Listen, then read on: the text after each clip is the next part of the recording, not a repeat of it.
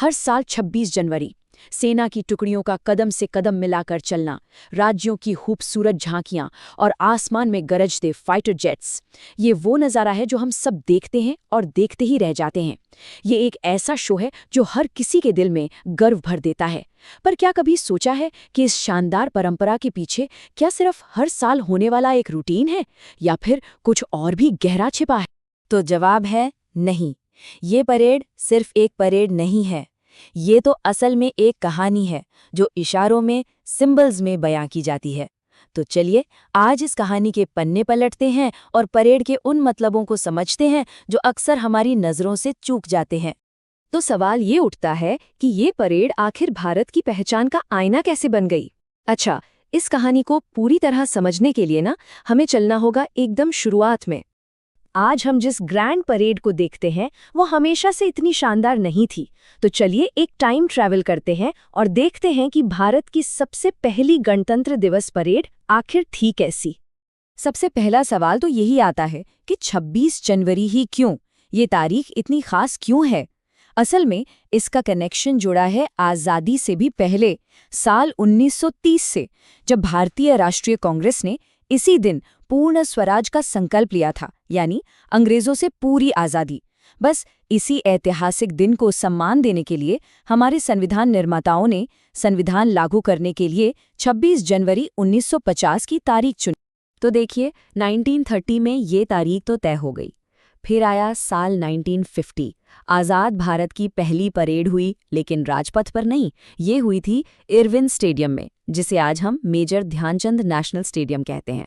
और फिर 1955 में परेड को मिला अपना वो आइकॉनिक घर, जिसे हम राजपथ के नाम से जानते थे। और उस पहली परेड और आज की परेड में ज़मीन आसमान का फर्क था। जरा सोचिए, 1950 में सिर्फ 15,000 लोग, एक सादा सा फंक्शन, और राष्ट्रपति जी घोड़े की बग्गी पर आए थे। कोई शानदार झांकियां भी नहीं थी।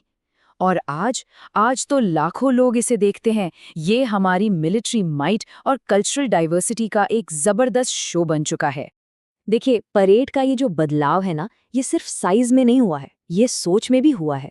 ये इस बात का सिंबल है कि कैसे भारत ने धीरे धीरे गुलामी की निशानियों को हटाकर अपनी एक नई, एक आत्मनिर्भर पहचान गढ़ी है।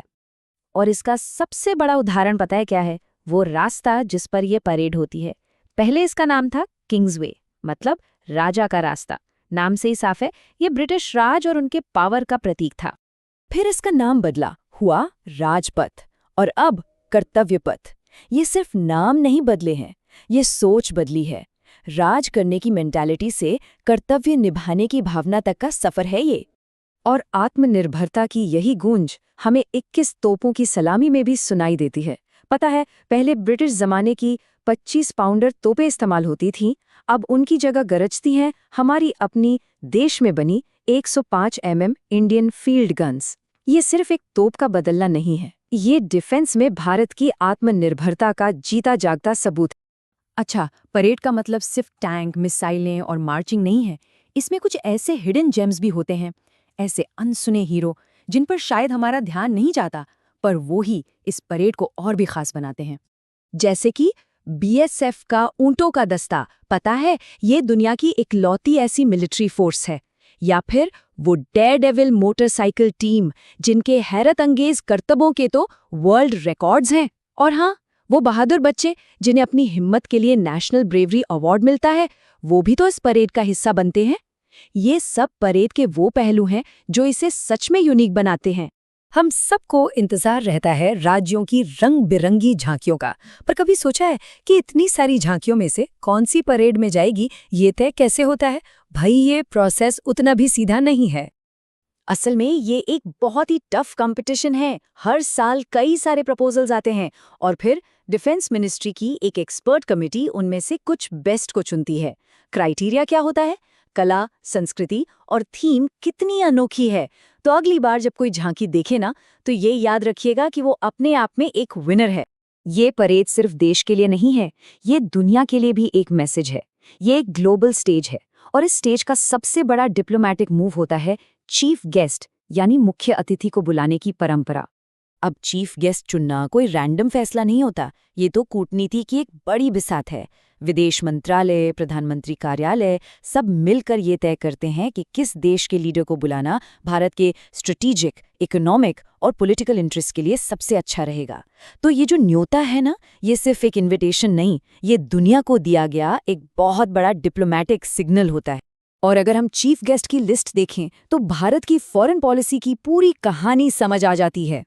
देखिए, 1950 में इंडोनेशिया के राष्ट्रपति सुकर्णो को बुलाया गया, ये दिखाने के लिए कि हम भी एक नए नए आज़ाद हुए देश के साथ खड़े हैं।